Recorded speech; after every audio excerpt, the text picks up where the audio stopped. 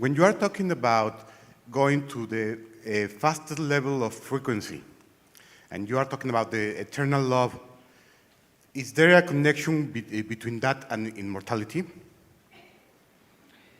Well, let's talk about immortality, because from a hypothetical standpoint, you have a gene that's an immortal gene. You have immortality genes, but that gene has to be signaled. Cancer cells, many cancer cells, have a gene that almost appears as immortal, but they're under the wrong program, and they're doing their best to survive as well. But from a theoretical standpoint, there's an enzyme called telomerase that actually helps to lengthen telomeres. Lobsters have an enormously high amount of telomerase in their tissues, and lobsters can live for hundreds and hundreds and hundreds and hundreds of years if they're not farmed. Telomeres are the little shoestrings on the end of your DNA. And there's a constant with the cell division called Hayflick's constant.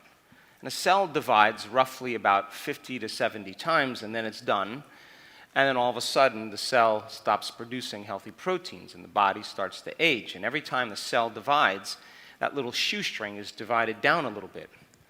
So in time, then, our genetic destiny or genetic predisposition is determined biologically by the length of your telomeres. And when we did the study in our telomeres, we found out that 74% of the people that were participating in the study had some type of change within 60 days just by doing one meditation a day for 5 to 7 days a week. As I said on Monday evening, 40% of them had a nice change, a good, solid, significant change, and about 22% had a dramatic change. So then they've lengthened their life in some way because telomeres tell you your biological age. Are you with me still? Now, one of the things that speeds up the loss of telomere length is cortisol and adrenaline, because it wears down the cell, and the cell starts to divide very quickly, and the cell starts to downregulate, and what happens is the tissues begin to break down. Proteins are no longer expressed properly. So if you think about it, if you're living in the present moment, truly in the present moment from a theoretical standpoint, you couldn't be aging. Think about it.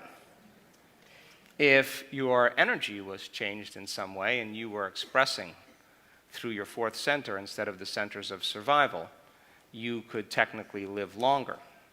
Now, the 98.5% of your DNA that is unexpressed, untapped, that scientists call junk DNA, there's a lot of potential. That is a library of potential, a parts list of possibilities. And I believe that those particular sequences will not be activated by chemistry. Your cells are 100 to 200 times more sensitive to frequency than they are to chemistry, to electromagnetism. So what's going to signal the cell isn't going to be matter to matter, it's going to be energy to matter.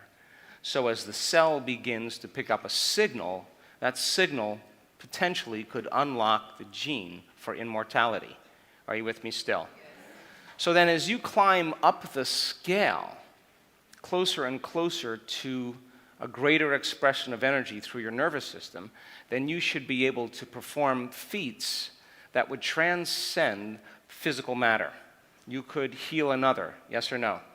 You could raise your own energy and literally change any condition or health condition in your body, because as you vibrated those microtubules faster and faster, they would be emitting more coherent light and information.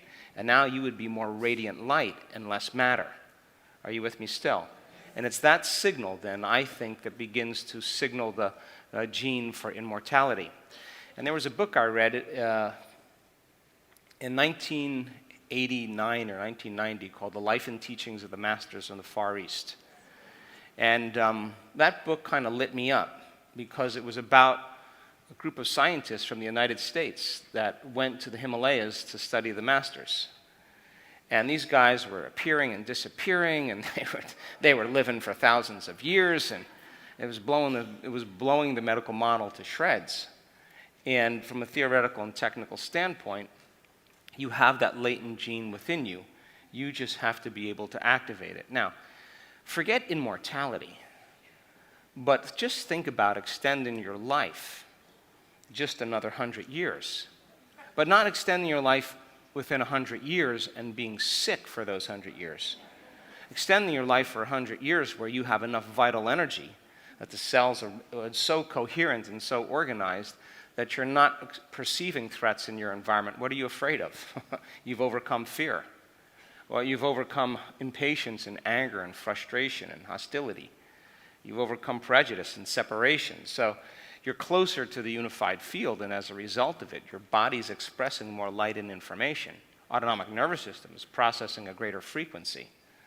So from a theoretical standpoint, it's absolutely possible. And just to live another 100 years is absolutely possible. So when I did the math on certain people that lengthened their telomeres by a good percentage, the 22%, just in 60 days, they got about 10 to 15 days of their life back. They extended their life for about 10 to 15 days.